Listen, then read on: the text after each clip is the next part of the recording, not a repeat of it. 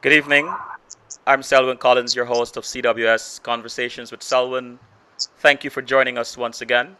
And those of you who are joining us for the first time, a very special thank you. I'm always looking for ordinary people who do extraordinary things. And so it is indeed an honor to have you join us during one of these broadcasts. Our guest tonight is very special, and I assure you that by the end of this conversation, you would realize what an understatement that is. She is from South Africa, is in South Africa at the moment, 6 hours ahead, and has sacrificed some sleep to spend some time with us tonight and share her journey. So I would just I'm going to give you a little bit of her bio. Her name is Mutsa Mangezi. She's born in the small town of Gwanda, located in the southwest of Zimbabwe, and came from a family of miners. Attended boarding school at the age of 6, educated in Bulawayo, Zimbabwe. I hope she corrects me if I'm mispronouncing this. At age 18, attended Rhodes University in South Africa and studied a Bachelor of Arts and Bachelor of Laws degrees, then a Master of Laws degree specializing in international law 2005-2007. She worked at the university as a part-time lecturer, enrolled for articles of clerkship, which is a 2-year contract that prepares for legal practice. During this time, she was engaged in the provision of legal services to the indigent community. After completing articles of clerkship, she took up a position with the university as a lecturer in clinical law, this in 2008, and presented a number of academic papers in the field of clinical law and served on the executive committee of the Association of University Legal Aid Institutions in South Africa until February 2012. Then she joined an international humanitarian organization as a legal advisor in international law. I'll take a break. Tonight, I anticipate a packed show, so I don't want to spend much time in a monologue. I'll take a break, and when I return, I'll introduce you to Mutsa Mangezi.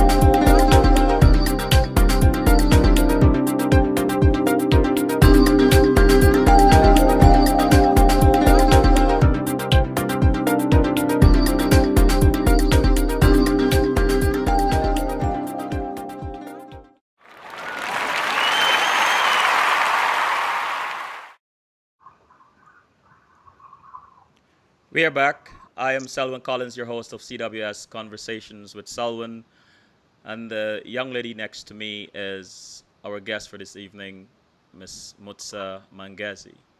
Mutsa, how are you? Very well, thanks. How are you, Colin? Thank you, and thank you for making such a huge sacrifice to be with us this evening. I really appreciate that. It's my absolute pleasure. Mutsa, I read this in your bio. You were born in Gwanza, Southwest Zimbabwe. What can you tell us about your early childhood in Zimbabwe? Um, yeah, I think growing up in Zimbabwe and in particular in a very small mining town, I think the town, people often called it a one-horse town. If you kind of drive through and you blink, you might miss the town. It's very small, and it was made up largely of miners and farmers. And growing up, particularly in the 80s, was interesting because we lived a lot. We lived quite far out of town, so there were a number of things that we experienced. You might have, if you know a little bit about Zimbabwe, you'll know in the early 80s we experienced some violence in the southern part of Zimbabwe, and so I have memories of that. I have great memories too. Memories of growing up in a very multiracial environment, and because it was a small community, it was almost very family-like. For instance, it was very quaint in many ways. We on Friday nights we would have biscope night, and everybody would grab their blankets and go and watch movies at the local golf club. Saturdays everybody played golf, and the women would sit and chat, and the men would play golf, and the children would play. It was almost romantic in its perfection.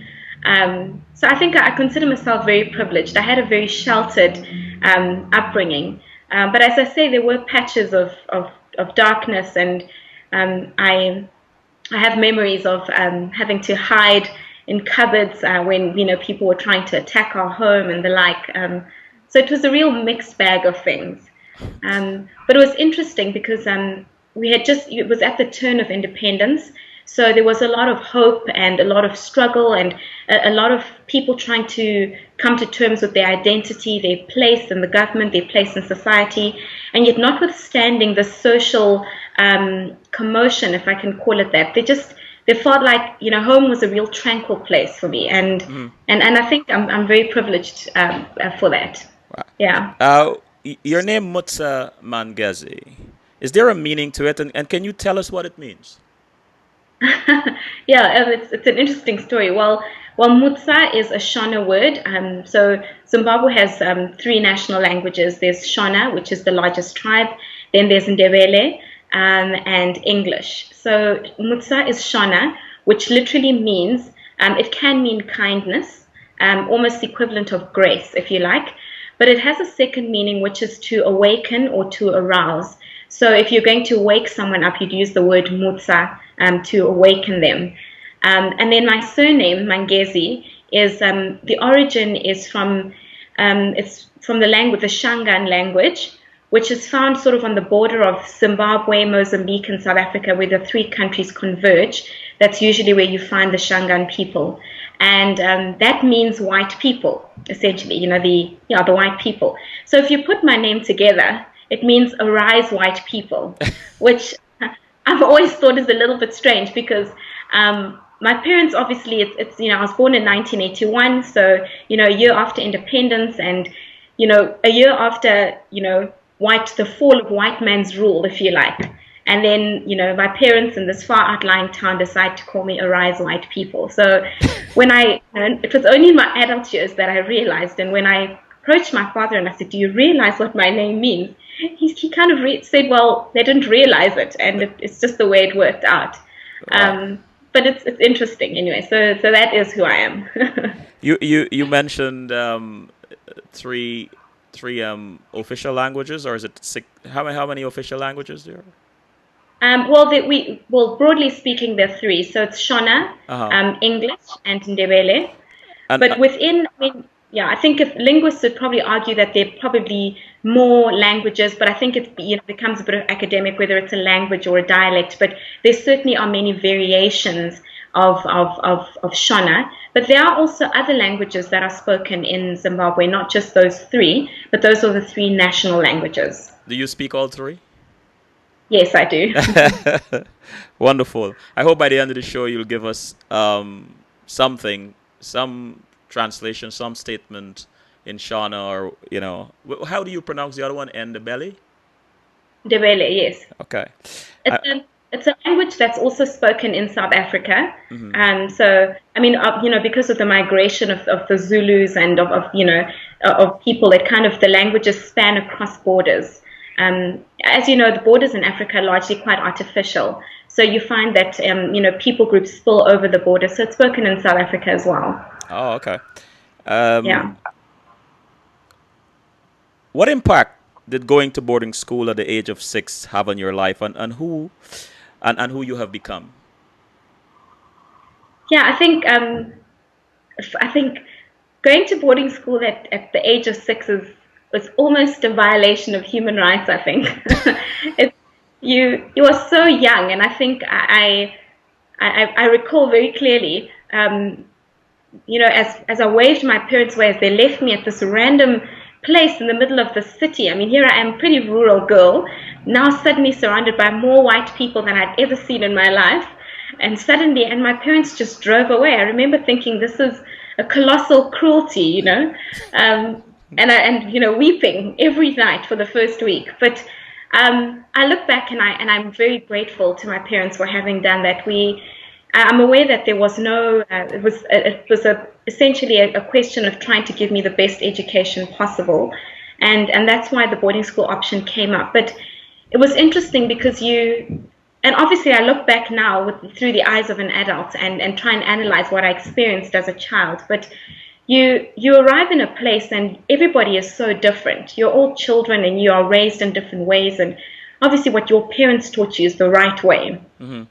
And basic things, you begin to learn different things. So, for example, I remember very early on, I shared a bed with a young girl whose name I'll never forget, Lisa, actually. And I remember she needed something, and I offered it to her. And in my culture, it's a family, it's a community. What's mine is yours, what's yours is mine, and you offer things to someone. But she was incredibly offended because she thought it was my way of telling her that she was lacking in some way.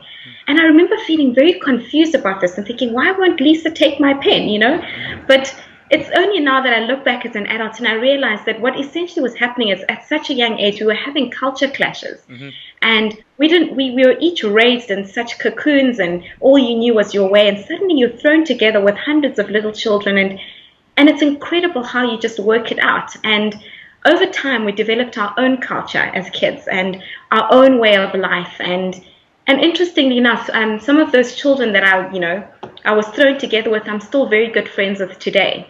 And we're very similar. Wonderful. So So, it was, so saying that, I ask you, what is your favorite memory of growing up in as a child growing up in Zimbabwe? I think I would say definitely my favorite memory is kind of the closeness of family, of people. Zimbabwe, I think its countries go, it's very small. So we were very much, it's particularly in places that I grew up, we were very much a community. So my favorite memory is being able to go to the neighbor and, knock on the door and say, I heard you made jelly yesterday, could I have some? Really? Um, that's really my favorite memory. And I have so many examples of similar things that we would do, just sharing life and being open and doing life together. That's what my childhood in Zimbabwe was about, just doing life together. I'm so glad to hear that. Therefore, this next question is fair, I believe. What was it like as a child growing up and sharing a border with South African apartheid? Um, it's interesting because you rely heavily on input that you get from the media always when there is instability in another country, and it wasn't unlike that in Zimbabwe. So we were open to what the media was saying. Obviously, reporting wasn't as widely as it is now. Technology wasn't as advanced, so all you would have is the news. But I certainly had a picture of these, militant, clashes between black people and white people, and all I knew is, do not go to South Africa, you will die. That was pretty much all I knew. But what was interesting is it meant every time I met someone who was from South Africa, and I would meet this person and we would be so willing to take them in. So you'd want to say, oh my goodness, you're so lucky you got out. come and join us and be one of us. Come, go to school with us. Come and live with us. And we were very open to foreigners in Zimbabwe. And it meant growing up in schools, it was very common, particularly in Bulawayo, which is much closer to the South African border. We had a number of South African students in our class, and we had a number of students also from Botswana. And it was just such a mix of nationalities. But it wasn't just a case of, oh, we're thrown together with these people. It was very celebrated, to the point that I often felt jealous of these, foreigners, because they, had extra attention and so forth. But yeah, so it meant that society was very mixed, and we were exposed to a lot of nationalities, but we were very welcoming to them. Mm-hmm. And, I know because of when you were born, I don't know if this question is fair to you, but you must have heard the stories. Um, Tell us about growing up in Zimbabwe and Zimbabwe, and what impact its liberation struggle had on your family. Um, I think it's that's a difficult question, because in many ways, the struggle, we were sheltered. I think my family was not, as I said, I'm not a city girl Mm-hmm. originally. So my family was always in far outlying areas, and life was very different. Well, at least I imagine life was different to those who were in the city, who perhaps had greater exposure. But I think growing up in the struggle, from the stories that my father has told me, he tells me that their greatest concern wasn't so much, it wasn't staying in a particular place. It was transiting between A and B, and fearing that you'd come across an ambush. And that is kind of, I think, the extent of the personal clash that my family had, just because we were living far out of town. And this is obviously before I was born. Trying to transit to get food was always a heavy thing. But in terms of the development of their character, certainly my parents and my family, my father in particular is he's a very tempered kind of man, and he's very good at taking things in their stead. And he's often said to me that, I have uncles who are incredibly bitter about the struggle. Mm-hmm. Bitter because on the one hand, they feel they didn't get enough out of it. Or on the other hand, they feel that certain aspects of the struggle were buried when in fact they should have been exposed. And the land issue is just one of many issues that some of my family members are very upset about. But certainly from my father's angle, he has that view of, this is life, life is about ebbs and flows, there are highs and lows, and you have to choose how you respond. And his response has always been very tempered, this is life, and we take it as it is, and one day at a time. So he certainly hasn't been marred by any bitterness or anything of the sort. Although, of course, he welcomed the development and the independence. Mm-hmm. Yeah. So what can you tell us about your parents and how they influence you as a child? I think certainly my parents are very similar to each other, and they raised me firstly to believe that it's not so much about what other people say you are, but what you think and say you are. Mm. My parents were very strong in letting us be, and they were very deliberate in the way they raised us. So, for example, my parents deliberately engaged with people of other races, of other cultures, constantly. I grew up in an incredibly multiracial background, and it wasn't a coincidence. It was completely by intent. My parents often reached out to people who were different, and I realize now how that has enriched my life. Mm-hmm. And they were very generous people. I can tell a story. I think I must have been about 6 or 7 years old. My mom, being as generous as she was, she would give us a number of Christmas presents, and she would say, Merry Christmas, and we would get to open all our presents. And she often said, show me your favorite present. And I would say, oh, this is my favorite. And she'd say, what's your second favorite? And she would then say to me, we're going to take your second favorite gift, and we're all going to go and visit the children at the hospital, and you're going to give it away. And I used to think, this crazy woman, oh, no way, I'm not doing that. And she would grab me kicking and screaming to this hospital, and the spoiled child staring at these kids saying, you've taken my toys. But it's just, obviously as an adult, I think what an incredible woman to have done that. And it taught me generosity from a really young age. And all of us, myself, my siblings, we're all very open-handed people. We are very generous. And it's because it was deliberately instilled in us, particularly by my mother. And yeah. So I think that generosity is sure lending itself to us here tonight by you staying up so late to be with us. Thank you again. So who is most present in your head when you're making life changing decisions? Whose voice do you hear? Who, your mom, your dad? Who do you think about when you're making a serious decision? I think certainly now I think a lot about, well, if the person that I draw on the most is obviously God.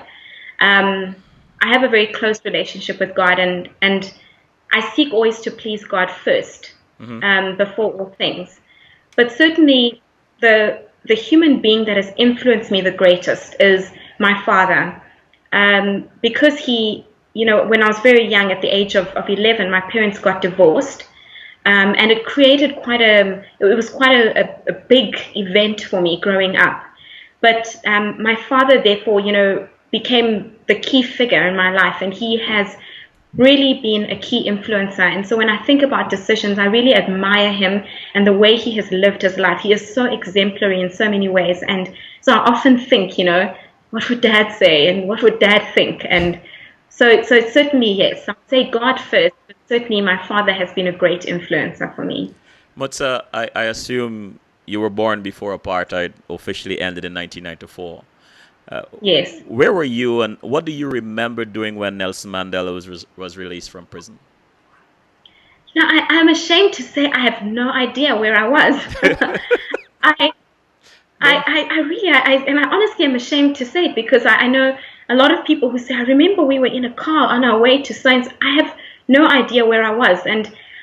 But in my defense, I think in part it's because I was probably at boarding school somewhere and we weren't allowed to watch television. Oh. So I was probably doing homework or something. So I have no idea where I was.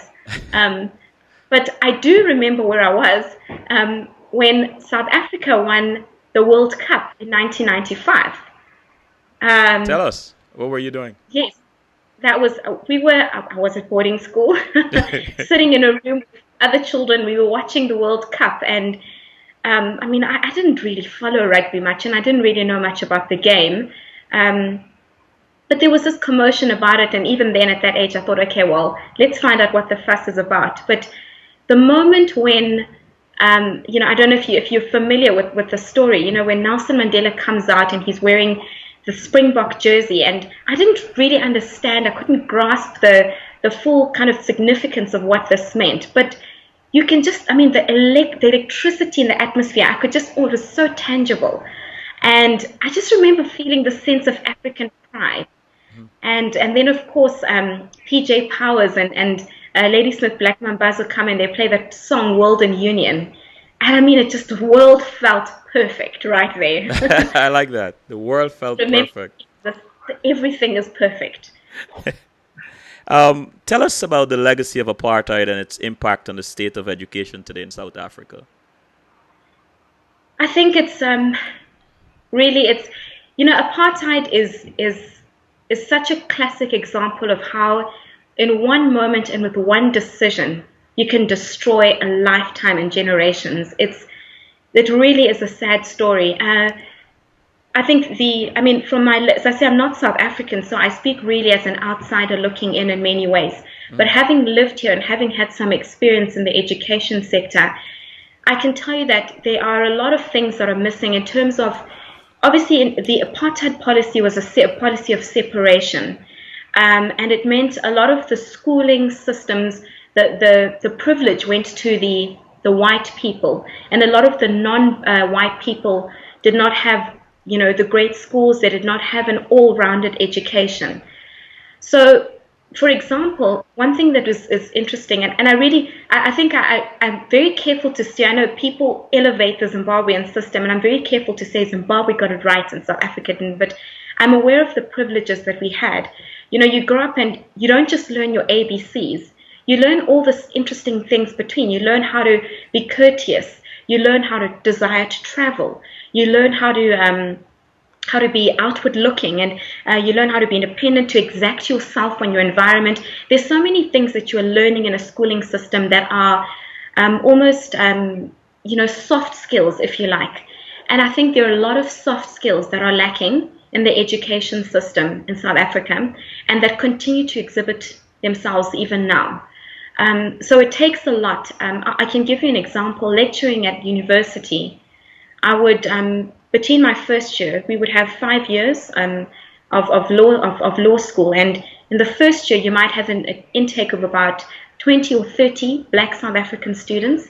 By the time you get to the 5th year, you have about 4 or 5. And it's interesting how with a lot of them, you had to draw things out of them to encourage them to, to step out. You can do things. So you see someone who has the knowledge, but the soft skill is lacking. And I think that's something that really is very close to my heart, and that's something that I see very clearly in the South African education system. But an obvious one is, of course, that a lot of Black South Africans, and things are changing, they're in the process of changing, but were on a back foot because they had to fight to get into the schools. They had to fight to get the kind of exposure to learn literature, to be able to read the same things that the white children were learning. So they had to play catch up, and in many ways they are still playing catch up.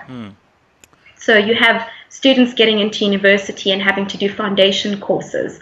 A big factor is language, learning to, whilst many can speak English, but learning to write English. And yet again, learning to write English with the level of eloquence required in the commercial sector, it all kind of contributes. And so I think it's been a snowball effect that continues to be felt.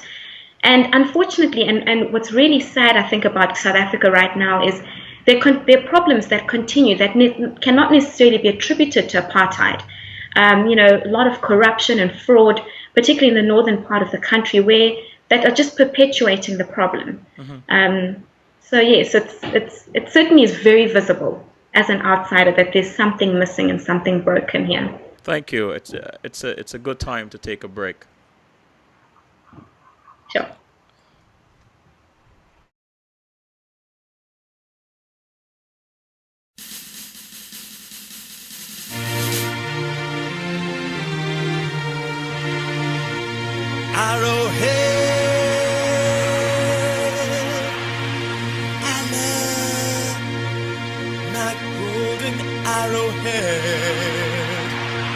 I don't think you heard me. I said Arrowhead.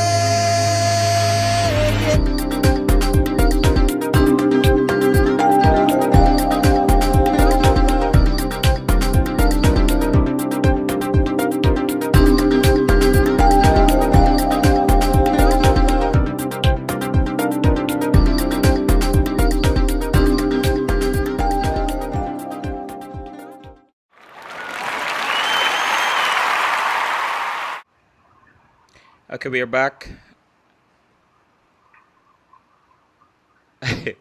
And thank you very much for your patience. I had to restart the system. Mutsa, I'm sorry about this. These things do happen sometimes when we are dealing with new technology. But thank you so much for your patience.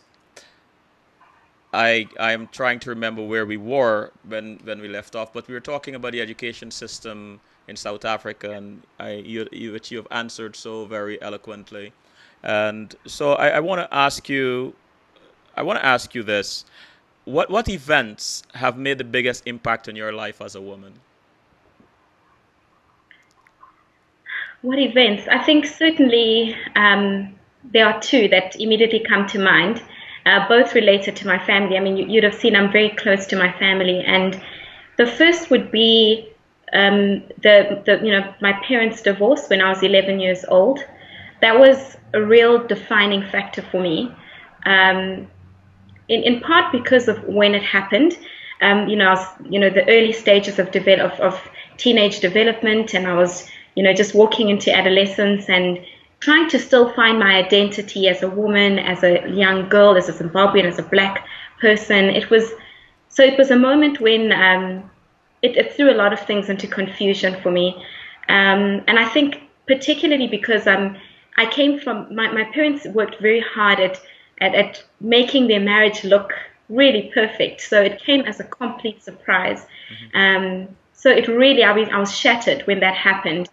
But I think the way it affected me is that for many years, it caused me to question life, and I became very distant and sort of very aloof about a lot of things. You know, life happens, bad things happen. Well, let's just trudge on until the bad thing happens. And that was a really defining event for me. But I mean, I've learned a lot of lessons from that. And the second one would be my mother's death in 2009.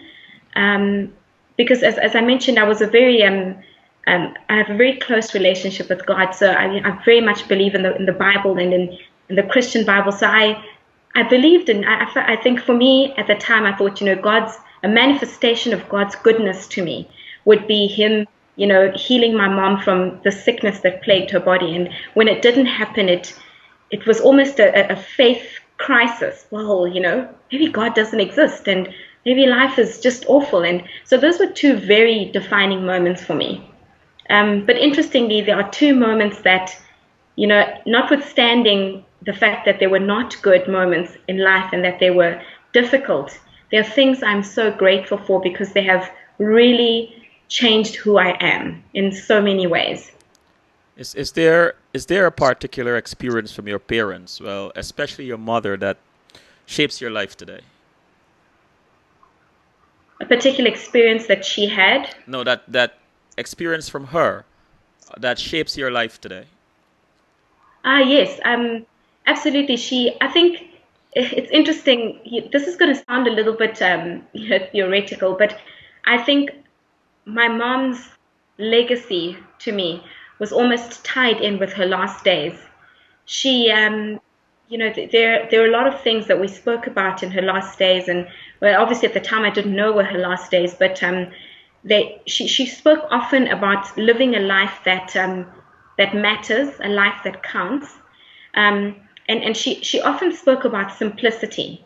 So she always said to me, "It's the simple things in life that are the best," and you know, so we would have you know, she would have a good day health-wise, and you know, I would, you know, continue to say, well, what did the doctor say, and what are we going to do next, etc. And she would say, I'm well today, and that is a simple thing in life, and let's just enjoy my idea of being well. And I think so often of her when you know, when life feels crazy and I'm trying to structure things and I'm trying to control everything, I often remember when she just said, life is good today, and you know, that's it. Life is good today. Yeah. Wow. I just want to go to the chat room. Kim asked, what are your thoughts on opportunities for Black women in South Africa? My thoughts on the treatment of? No, your thoughts on opportunities for Black women in South Africa. Okay. Well, let me start off. It's a great question, but let me start off and say, I firmly believe that what a person is from within, not from without. So for a lot of Black women, you know, there's you know, and I hope Black women of the world will not shoot me down for saying this, but I think there can be, when you are trying to rise up to assert yourself, whether it's identity or personality or whatever, you know, you can do it in such a way that you're almost striving for recognition.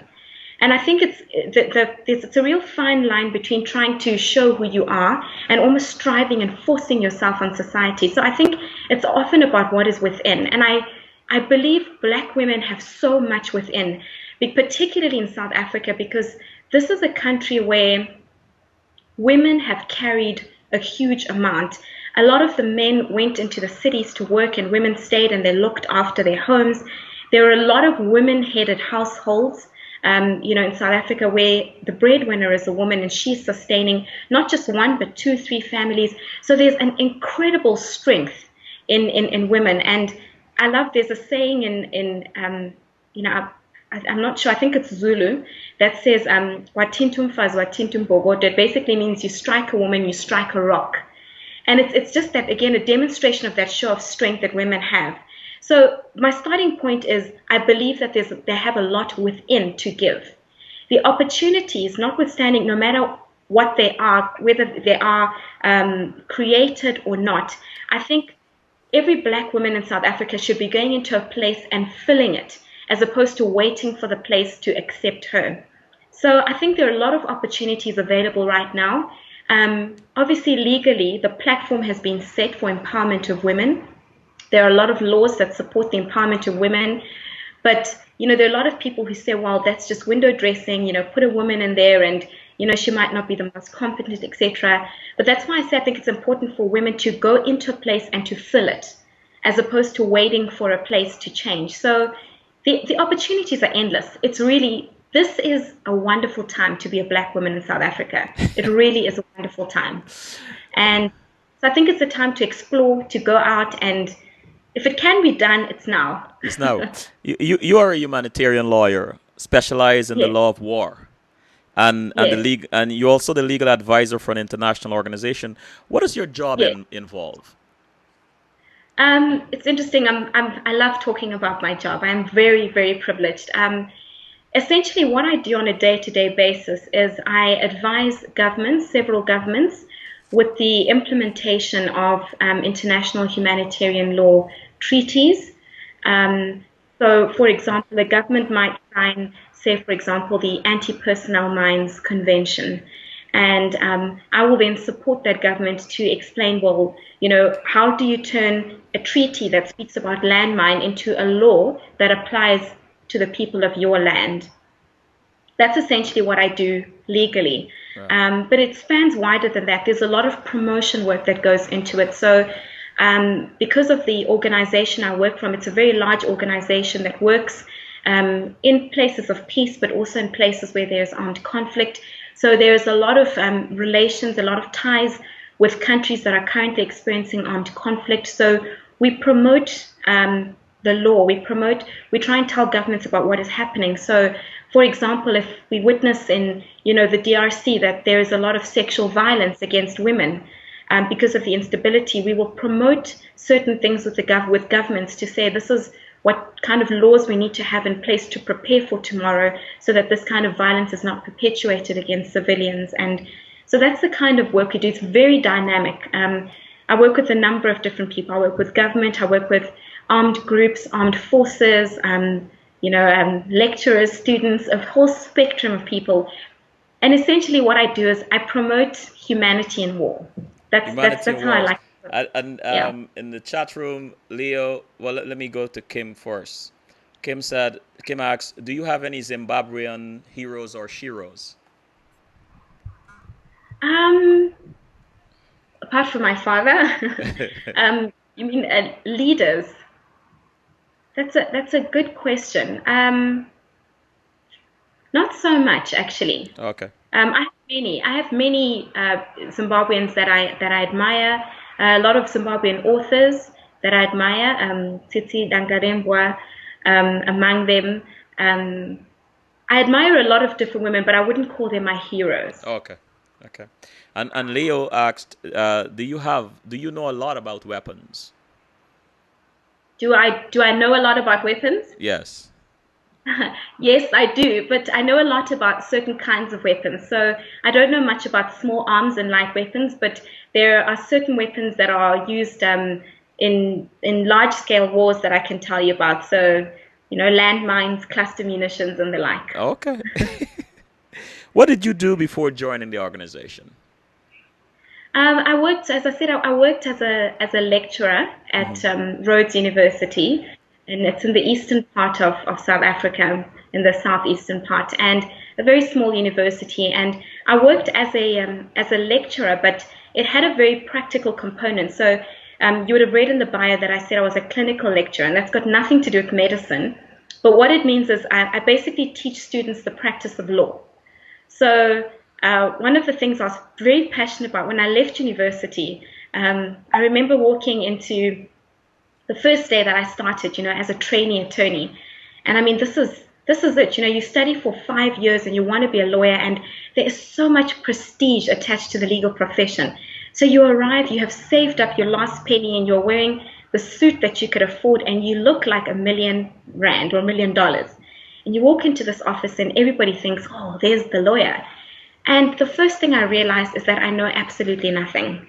Having studied for 5 years, my knowledge was absolutely useless to me. I could quote, cases, I could quote Roman law, I could quote all sorts of constitutional provisions, but I didn't know how to convert that into helping an individual, which was absolutely useless. So I quickly learned that there is a huge gap between practice and university. And so I then joined the clinical legal profession, which is trying to bridge that gap by allowing students an opportunity to work in a legal environment long before they complete their law degree. So that's what I was doing before I joined the current organization I work for. What stories can you tell us about your field? Oh, wonderful stories. Well, I mean, I practiced, as I said earlier on, I practiced in a legal aid context. So I was a lecturer, but I had my office based in a law firm. It was a legal aid setting, so it was a private, it was non-state, completely a non-governmental organization. But so it ran like a fully fledged law firm. The only difference is we didn't take fees. And in order for our clients to qualify for our system, they had to be indigent. So I worked with very, very poor people. And one of the first clients I had was a young man. Well, he wasn't so young. He was a middle-aged man who came in and he wanted to claim in a small claims court setting. He wanted to claim the equivalent of what would be about $30 US or so. And of course, at the time, I remember thinking, oh, $30, let it, sorry, that's a South Africanism, $30, $30. Let it go. And I remember saying to him, giving him advice, yes, this is the procedure you can follow, but, litigating out of principle is not a good idea, so you might want to let it go, etc. And this man, in the most humble and just the most gentle way, basically introduced me to the profession. And he basically stopped and he said to me, Sisi, which is what they call, young ladies here. He said, Sisi, you don't understand. 300 Rand to you is different to 300 Rand to me. And he said to me, this is a lot of money for me.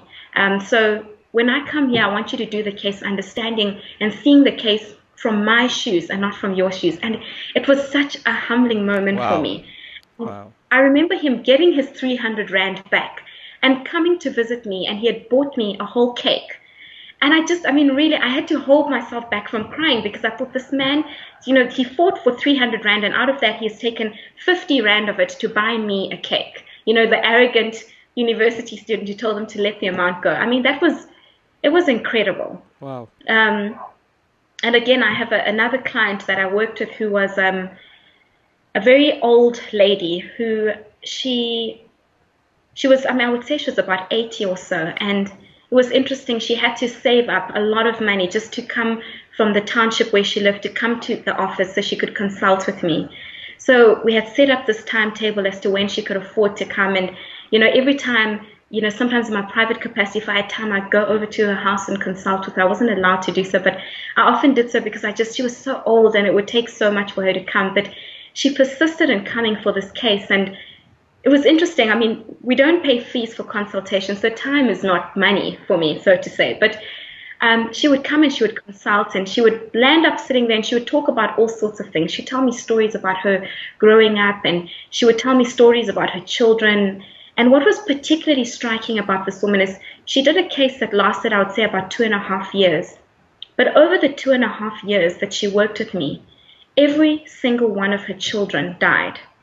And it was just to see this woman, her resolve in life and how she continued to live on, and, the pain that grew in her eyes and yet the hope that remained in her heart. It was incredible. And she passed on later on, but she's one of the clients that marked me because her hope continued. No matter what happened, no matter her situation, no matter her age, her hope continued. And she was a mother to all, and she was incredible. Wow.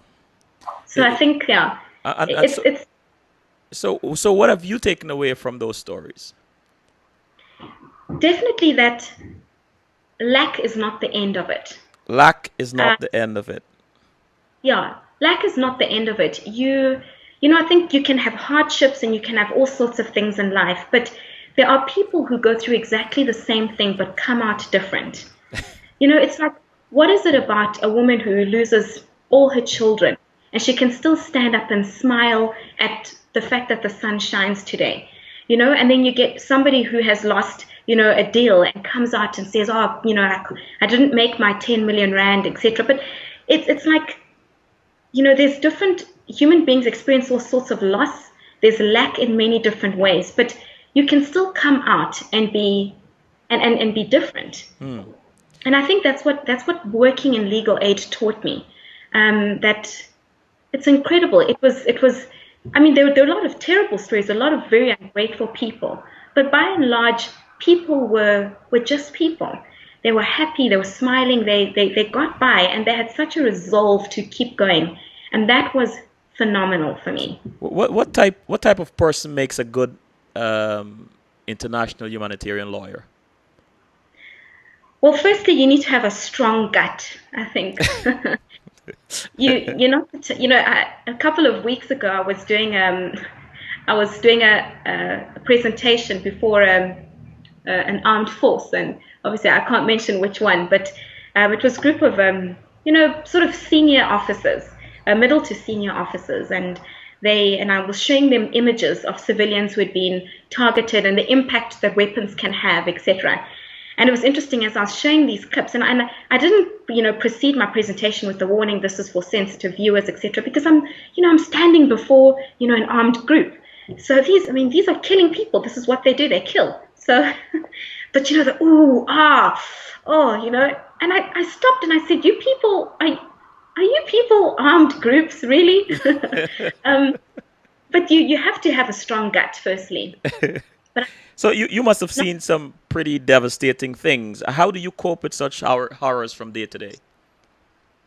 Yeah, I think I myself don't operate in the field, but certainly my colleagues do. So I do see a lot of things that are frightening, and the impact of kind of the war on civilians, healthcare workers, all sorts of different things. And I think what's interesting is it's this kind of my entire attitude and my entire take on life as a whole is this. It's about seeing humanity in war. You can see piles of dead bodies. You see, footage of children who've, decapitated bodies, etc. I mean, I don't want to be gruesome about it, but, when you see these things, it's not about what it does in me. It stirs up almost a righteous anger in me. It stirs up the bit in me that says people need to be treated with dignity. Fair. There's war and there will be fighting. We will always disagree, but there are ways of disagreeing, and it stirs up a bit in me that says, no, this is wrong. And it's what drives me when I stand before governments and I say, you've got to ratify this law because this is what's happening to people out there. So I think I cope with it because I think whilst I'm seeing it, it's only through seeing it that I can be awakened to the reality of it and the need to improve the situation. So that's the way I see it. Do you ever get discouraged? Have I ever? Do you ever get discouraged? Yes, absolutely. Often. What is the most moving experience in your current role? The most moving experience? Mm-hmm. As a humanitarian lawyer. Or one of them. One moving experience that you might have had. Okay.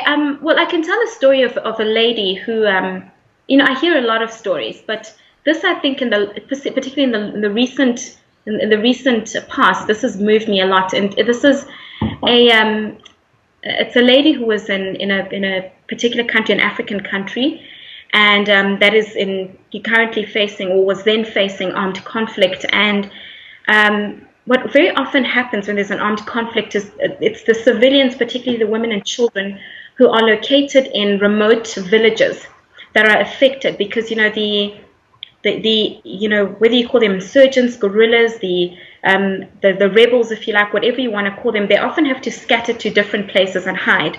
And they always come across these civilian villages and they loot and they rape and kill and so forth. And so this woman was in a village and, armed groups arrived and they were forced to flee. And at the time she was heavily pregnant. She was 9 months pregnant. And she had a little boy. I think her little boy must have been about 2 or 3 years old.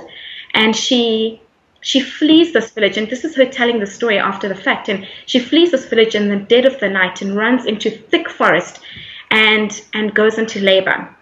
And all around her, she can hear, she can hear gunfights, she can hear screaming, etc. And then, as labor wears on, this, the silence dies and the night completely stills. And now she's about to give birth, and she says she thinks to herself, if this baby cries, I have no idea who is in my vicinity. If this baby cries, I am found out and I am dead. So she delivers this child in absolute silence, on her own with a little boy next to her, and gives birth to a baby who does not utter a sound, but is currently healthy, is in good health, is perfect shape. And the morning after, she then gets up and she fled and she found refuge, and she's now working in one of our offices, in one of our African-based offices. But that was an incredibly moving story for me. Wow. Just the strength of the human spirit, the strength, the resolve, and also the miracle of the situation, that this baby is born in absolute silence. And it was a life and death moment. Had this child cried, who knows what would have happened? And I hear stories like that all the time. And it's phenomenal. What to you, what is a humanitarian? I think a humanitarian is someone who is in touch with the need for I think someone who is in touch with the need to treat people like people. So to maintain dignity, to allow them the basic things that humans need: contact with their families, the right to bury their dead, the right to mourn loss, the right to have a livelihood, the right to eat, and it's all those things, the things that go into everyday living. I think it's someone who's aware of that reality. Mm-hmm.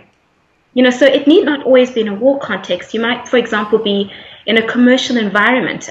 Someone can be humanitarian if they are cognizant of the fact that the people that you work with in a high-powered law firm or in a high-powered investment corporation are just people who have problems, who have good days, bad days, who have illnesses, etc. It's humanitarian to live in that reality. And I think that's really what it is. Well, Leo in the chat room asked, have you ever met a group of fighters that just chilled you? Have we ever met a group of fighters that are just children? No, that just chilled you, made you feel like, scared. Actually, no, not in my experience, no. Okay. No, actually, I think this is, and again, this is what I'm now telling you secondhand. My colleagues who do work with, who have done a lot of work and do presentations with what a lot of people would call rebels, insurgents. You meet these people, and my colleagues tell me they're just people. Wow. They are people who believe they have a cause. Mm-hmm. They are not necessarily, they don't think they are being violent or whatever. They are just people. What is interesting, though, is I have a colleague who works for another international organization who says it is more chilling to meet a child soldier than to meet an adult soldier. You meet an adult soldier and you can almost hope that you can appeal to humanity and say sorry and appeal to some form of reason. But when you have a child, all that child has been taught is, cock and fire, and that's what they do. So it's interesting. He always shares to me and says that his greatest fear is to come across a child soldier because he feels that is tragic, isn't it? Yeah. Kim asked, "Are you a humanitarian?" Am I a humanitarian? Mm-hmm. Kim in the chat room asks if you consider yourself a humanitarian. Oh, absolutely, yes. Absolutely. I think it would be really sad for me to say I'm not, but I definitely am. And so I ask you, how would you say you use your experiences and skills as a humanitarian? Look, I think I have the luxury of being able to be in an environment where it's an obvious use of it because I'm in international humanitarian law. So, but certainly what my skills are largely my lawyering skills, at least at this stage, I have converted into, active or preventative diplomacy, if I can put it that way.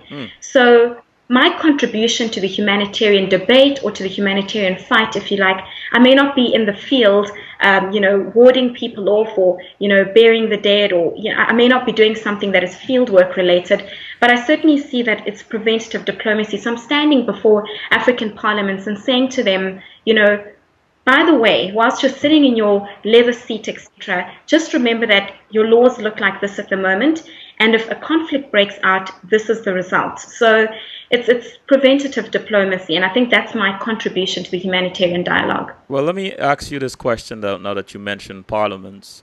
In your job, you support governments, which Yes. allows you to work closely with senior officials in government. How important is that to you? I think it's a privilege. It's a real privilege that I have, the ear of people that, that are very high level. But what's interesting is I have a particular take on life, and I've learned to be a diplomat. So I appreciate that they're very busy people. So I've learned to model my life in a way that is productive. So, for example, whenever if I go to a meeting, and if I have the opportunity of meeting the, Director General of Census, I do not let that opportunity pass me by. So I won't cower in the corner and psych myself up to speak. I just go straight to them and I introduce myself and I speak to them, and I share whatever it is I have to share. But what's been wonderful about working with people is realizing that people are just people. And one of the best ways of disarming people is getting them to talk about things they love. So, just try and find a window opportunity, where you find whether, the guy is interested in fishing or the woman is children or whatever. And you just draw on that. And suddenly you realize that you might be speaking to the Director General of, a high-powered African country, but suddenly this person transforms and becomes a mom or a sister or a fisherman or it's interesting. How much do you value your time and the privilege of having the ear of policymakers? Pardon? How much do you value your time and the privilege of having the ear of policymakers? I mean, it's for me. It's absolutely everything. I think I live because I have a very busy schedule, and because of it, I live incredibly deliberately. So I'm very deliberate in what I do. I schedule rest, I schedule entertainment, I schedule work. I honor my own time and I honor other people's time. But it means I don't waste time. I understand that I have so few hours in a day, and I must live deliberately. So I'm incredibly deliberate about the way I live, who I spend time with, and it also means that I try very much to surround myself with people who are making a contribution and not taking away. If I feel someone, I think everybody has something to give, but I try and spend my time with those who are contributing the most to me. That's where I invest my time in. I like that. And how do you separate the importance of ideas from the persons who propose them? The importance of ideas and How do you separate the importance of ideas from the persons who propose them? That's interesting. I like that question because I've always maintained that it's not. Well, certainly I don't believe. I think all ideas have consequences, and I don't think it's just people who change the world, who change situations. It's the idea that does. And I think if you trace back an idea, you come back to a belief pattern or a worldview that a person has. But it's that needs to. It's the essence of the source, rather, is that worldview. It's not just the person. So I think, so I think it's ideas that change the world. Ideas. The people. Africa. Often. Sorry. Go ahead. Yeah, no. So I just want to say, so often when I meet people, I might like a person, but I like to delve deep into what their ideas are. What is your ideology about your area of life? What is your ideology about life, about destiny, about so forth? Because I think for me, then I find out what's truly behind the person. So. I like that. Africa has recently been described as the forgotten continent. Do you ever think Africa as such will ever get out of the poverty and misery that it is facing today? I'm a glass half full kind of person. I'm always very optimistic, and Africa is. I think Africa is currently. It cannot be denied that the challenges are almost in crisis proportions in many parts of Africa. but I believe that the future of Africa is very bright. Thank you. And what gives me hope is the quality of people and the ideas that I see growing out of this continent. I see change coming, and it's creeping in slowly, but I see change coming. And there is a leadership crisis, there is a leadership vacuum, there is a hangover from, colonization and a lot of things that continue to cloud the future of Africa. But I see a lot of hope because, I think even amongst my own peers, people I respect highly who have ideas that are absolutely transformative in their nature. And I just think that the hope is incredible. If we could find a platform for these people's ideas to be released, I think the future is really bright. So what stories can you tell us about working with clients who have impacted your life? Clients?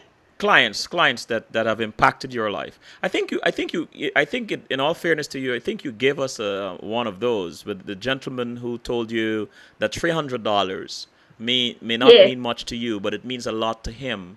And then he bought you a cake. And then with the woman whose children, I think, was she a client that died during the 2 years that she spent with you, and so on. So let's skip that. And the only reason why I want to do this is because time always seemed to creep up on me on the show, and it's almost 9:45. I would have begged you to give us a few more minutes after 10, but it would seem rather cruel and incompassionate to do so because you're 6 hours ahead. So I'm going to ask you this sort of question: what are some of the challenges in implementing humanitarian principles of humanity or impartiality, and maybe even more difficult to achieve independence in states either under autocratic rule or relatively young democracies? Is that a fair question? Yes, no, it's a brilliant question. I think in the first place, the primary challenge of international humanitarian law is its relevance. You can imagine if you are a government, governments are under incredible pressure. There are so many things. There's a human rights dialogue happening. People saying empower the women. There's poverty eradication in Africa. There is a need for regional integration, social cohesion. There are all these different competing factors. And in comes this woman who says, you need to prepare for war. I mean, somebody would say, okay, well, we haven't been at war for the last 20 years, excuse me. So what are you talking about? So I think the primary challenge is its relevance. But again, it's not an area that you can go into after an armed conflict has broken out. It's got to be a foundation that you set when you're still in peacetime. So that's the primary challenge. So with it comes a diplomatic challenge, trying to seek audience and get audience with the right people, so you can have an impact. Hold on a second. We seem to be having this transmission issue again. Just hold on 1 second. Let's take a quick break. Sorry about this, but let's take a quick break and get this going again.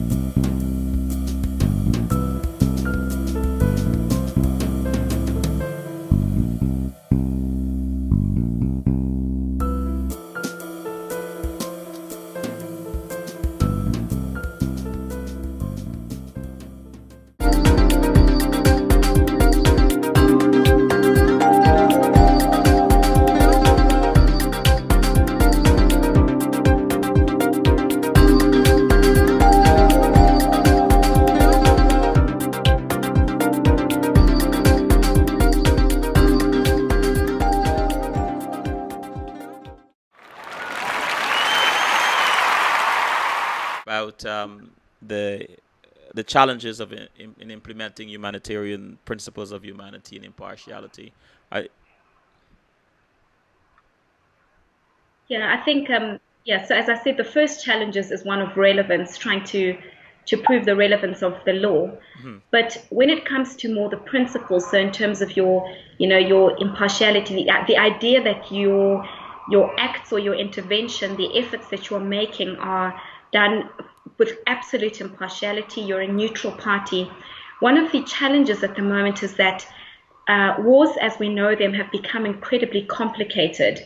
There are so many, previously you would go to when you are in theater, as we call it, you have your fighting teams, etc., but you have peacekeeping operations, you have a local municipality, you have all the different humanitarian organizations giving food aid to civilians, you have demining companies, private military companies. There are so many players who are in the field, and what makes it very complicated is to negotiate access. So, for example, if you are a humanitarian and your aim is to try and get food to a particular remote village, you need to speak to someone to find out, is it safe for me to take my personnel through to a particular area? Is it safe? And in order to do so, you need to speak to someone. But you speak to one person for too long and you're seen as impartial. Don't speak to another person and you're seen as, it's a kind of it's one of the greatest challenges at the moment, that it's become such a complicated field that it's difficult to maintain your independence. Um, and Leo asked, how do some of these leaders react to your ideas? Well, most leaders are incredibly polite. Whatever the case is, they are polite. So they either tell you where to get off by saying, thank you for coming, and simply never speaking to you again, or they are very obliging.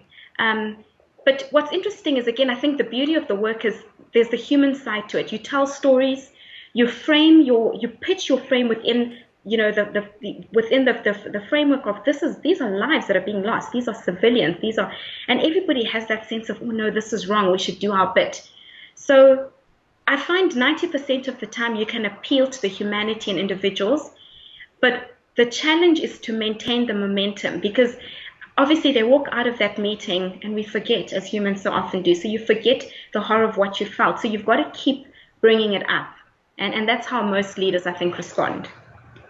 And what sort of changes are you beginning to see for the youth of South Africa? I think firstly, I'm starting to see, just from the 10 sort of 12 years that I've been in South Africa, I'm starting to see a youth that engages in a different way. I think the typical example of the picture of youth and a youth movement in South Africa would have been your 1976 uprising, where people are dancing in the streets and they are, as we call it, toy-toying, picketing and so forth to try and make a point. I'm starting to see that there's kind of come a transformation, and there are a lot more platforms being given to young people to have a say, whether it's through, Rotary International, that sort of organization, debating clubs, TV shows, etc. I'm seeing more and more of a youth that has a voice, and that is making sense. It's not just loud; it's making sense. People saying this is what we would like and thinking critically. Uh-huh. And certainly a youth that is becoming more and more integrated into everyday life. So, for example, there's a lot of efforts to try and get youth engaged with whatever field that they're interested in, try and get them integrated into that field long before they have even started university, for example. So it's a definite slow process, but I see a youth that's thinking a little more. Mm. And how are some young people you mentored impacted you in a positive way? I think I'm very privileged to have worked with, being in a university environment, some incredibly talented people, and I was constantly challenged by my students, and there's one student in particular who constantly challenged me about bringing to bear who I was. So, for example, I remember when I started lecturing, I was lecturing in a predominantly white university, and I was probably I was the only black female lecturer, very young, lecturing a class of 800 students, most of whom are white. And, I was often very challenged as to, I was very conscious of my otherness, if I can put it that way. And the student, in the most diplomatic way, often encouraged me and said to me, bring everything you are. And they often told me that, is this place going to be different because you were here?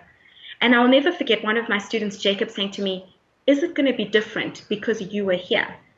And it's interesting, I listened to him a few weeks ago, and I reminded him of the story, and it's really moved me, and it stays with me. Every time I do something, I think, is this place going to be different because I was here? And well, Patrick in the chat room said, great conversation, Selwyn, wonderful guest. The other question I have here, you're also passionate about women issues. Please describe for us some of these passions and why you feel so strongly about them. I think because being in Africa, and I hesitate to use this word, but rather not the emancipation, but the involvement of women in previously male-dominated sectors is still something that is new. It's still coming. And I would say particularly in the last 10 years, we've seen a rise of female leadership, not just in government, but in the commercial sector as well, and in the private sector, where there's, I'm just seeing more and more women coming up and rising up. And it was interesting because growing up in Zimbabwe, we had a very strong, particularly in the 80s, we had a very strong women's league. And I think very often I think there are very different roles for men and very different roles for women. I'm very conservative in that sense. I believe in the different roles that we have. But I also believe in different wiring. We are wired differently, so we lead differently. And I think over time, I'm gradually seeing how wiring can impact on leadership.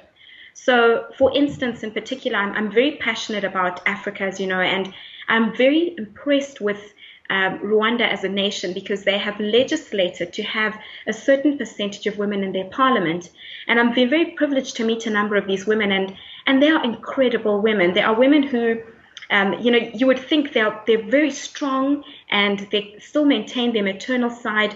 But when you see the gathering of parliamentarians and how they interact with each other, I find it so fascinating how the roles are different. Sometimes, some women tend to be a little bit, over emotional, and you see how men come and, temper that down. And I just see such a balance in it. And so because of that, I believe strongly that there is a great place for women in leadership. And it's something that I actively want to promote. And I'm very interested in it. Kim in the chat room, Kim asked, would you ever run for office? Would I have a? Would you ever run for office? Oh, that's an interesting question. Yes, I would. If given the opportunity, I think I would. Yes. I understand you believe that women must be strong and not be afraid to make a difference. Who are some of the most powerful women who have helped mold you into who you are today? Certainly, there are a number of women that I admire. But certainly one of the women that I admire is Ellen Johnson Sirleaf. I think she came to, the president of Liberia, I think she came into power at a time when it was incredibly difficult. And she has really brought herself to bear. I mean, you see images of her walking in the streets and trying to get to know people. I really am I admire her very much. And how? Yeah, sorry. And my second one would be Wangari Maathai. I think because she might have won the Nobel Prize at some stage, but I feel that she was a typical example of a woman who kind of takes what she's got and makes something of it. So yes, those are two examples that I think. And how do you believe life has changed for Black women since apartheid ended? I mean, as brief as you can. I think this is essentially comes back to the question that's asked earlier. There are now opportunities. Okay. There are now opportunities, but it is not a kind of environment where the opportunity will fall into your lap. You have to go out and get it. There are many women here who remain marginalized. There are many women who remain as disadvantaged as they were under the old system. But you have to come out and get it. And it's easy for me to say, and it's a difficult fight, and I acknowledge that it's a difficult fight, but there are opportunities. And yeah. You have another passion, which is nation building. What ingredients, in your opinion, go into building a strong nation? This is something I'd like to pursue my PhD studies in. And I think when if I put it this way, if I can turn the question on its head, I have more questions than answers about this. But for me, I'm interested in the moral fabric of society. Mm-hmm. What are the values that must go into a society that can, and how can they be instilled? How do you build values in a society to allow a nation to be built?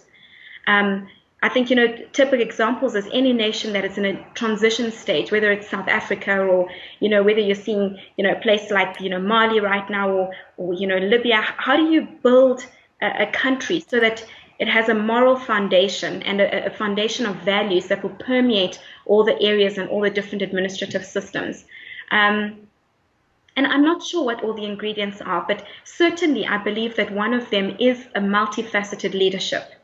And multifaceted across age, across different cultural groups, different genders, etc. I think that multifaceted approach enriches a country. I firmly believe in that, and I think that's one of the ingredients, is to build and your leadership deliberately so that it's multidimensional. Now, I have several more questions that I would love to get in. So we're gonna go rapid fire because of time, and so let's see how quickly you can answer some of these questions, because I really would love to ask you some of these. Are you hopeful for a more competitive, economically strong, and viable Africa? I beg your pardon. Can you repeat the question? Are you hopeful for a more competitive, economically stronger, and viable Africa? Yes, I am. Okay. I think the platform has been created. If our regional organizations, particularly the African Union, can get the regional integration aspect together, then yes, I am hopeful. But I am cognizant of its challenges. It is a long journey. If you were elected as the head of an African state, let's take Zimbabwe. I mean, that's a stretch, but for instance, what are some policies you would implement that can positively impact the lives of women and children? Just 3 or 4 bullets. Certainly, I think first one is I would have, as Rwanda has done, a requirement for a certain percentage of women representation in leadership. The second thing I would do is I would strengthen the laws that deal with children in terms of protecting them, providing laws that protect and that empower them, requirements for school education, even as far as having certain monitoring over the way children are treated from a cultural perspective. Thirdly, I would target economic. I mean, I'm not an economist, so I would seek those to be in a place that can facilitate economic empowerment of women from a very kind of simple small business kind of perspective, to try and empower indigenization and that sort of thing. Those are 3 things that I would do immediately to try and change the position of women and children. What still surprises you about being a successful woman in your profession?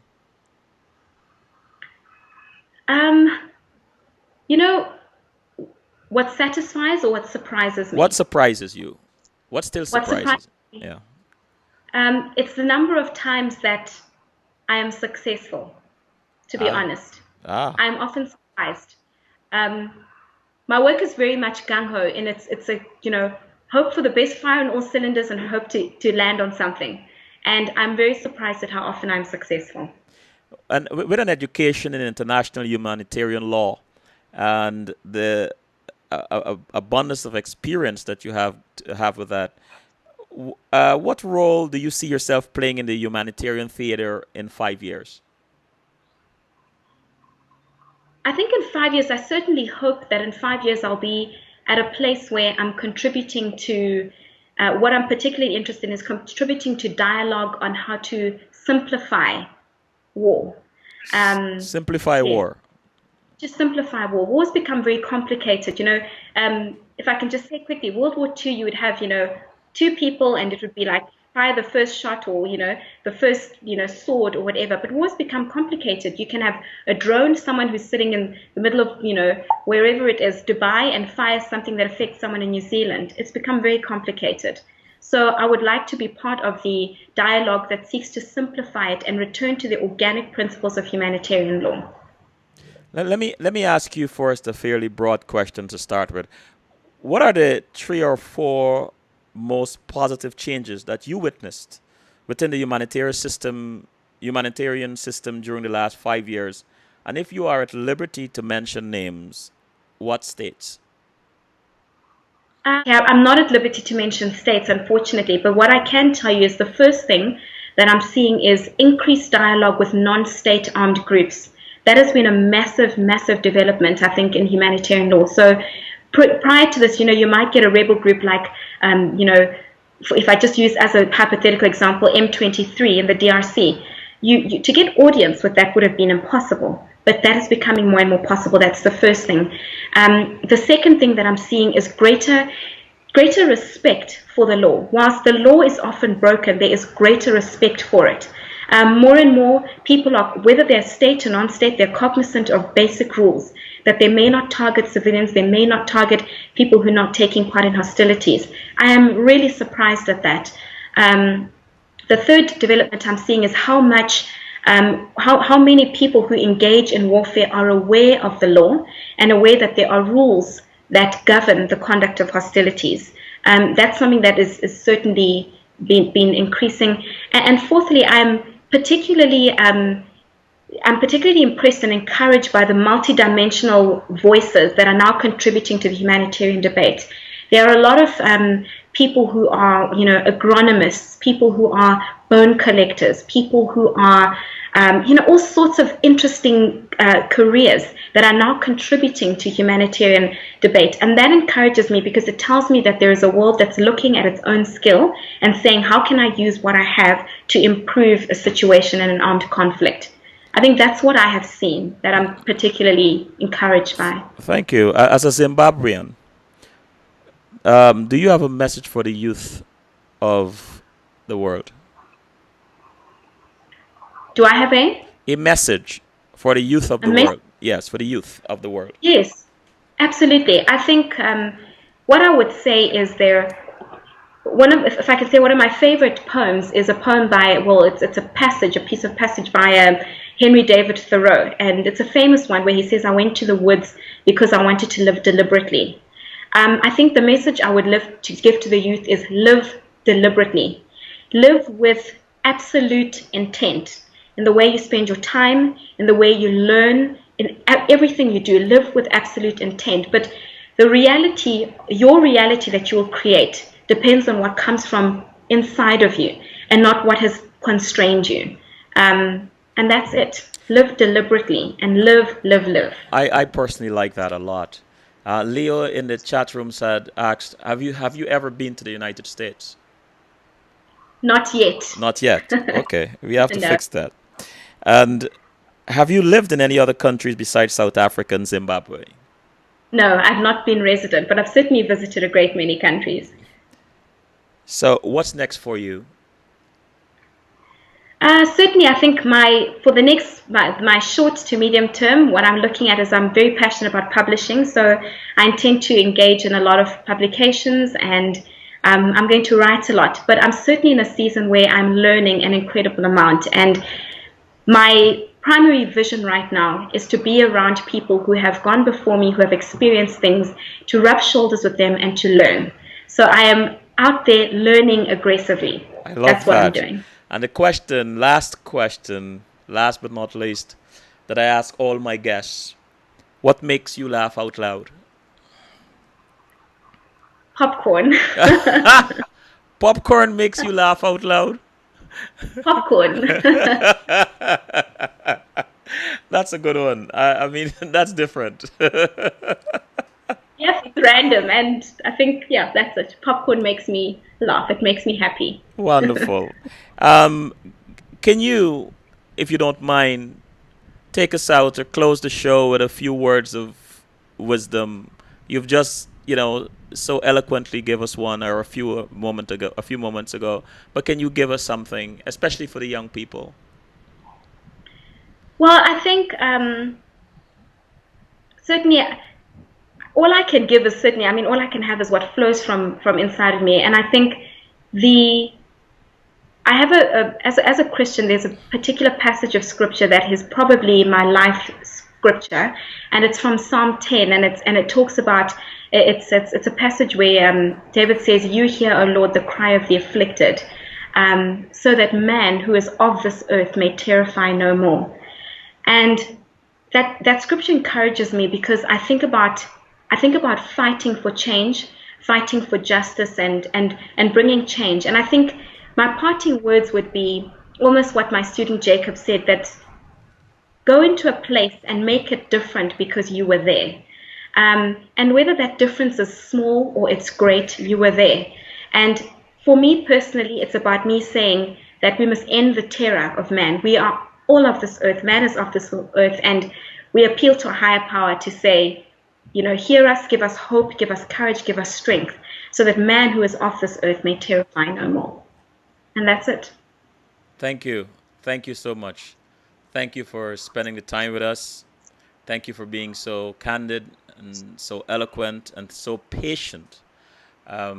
It was worth the while waiting for you to be able to come on the show, and I'm especially glad that you're so generous with your time to stay up so late. I can only imagine how sleepy you probably are at this moment. But thank you a lot, Mutsa. And thanks for the many pearls of wisdom that you've given us. I certainly will take away from this show a few of them, like to live with intent. I think that is very important. It is very profound. It is powerful to learn as much as you can, to be around people who are positive, who give you positive advice, and who from whom you can learn a lot from. So once again, thank you very much. And to my audience, this is Selwyn saying good night and thank you for listening. Mutsa, it has been a pleasure. Thank you. Thank you so very, very much. My pleasure. Suffer the little children to come unto me. Every day, more than 30,000 children around the world die of preventable diseases. More than 300,000 children are being used in war as child soldiers. Lord have mercy, child should be loved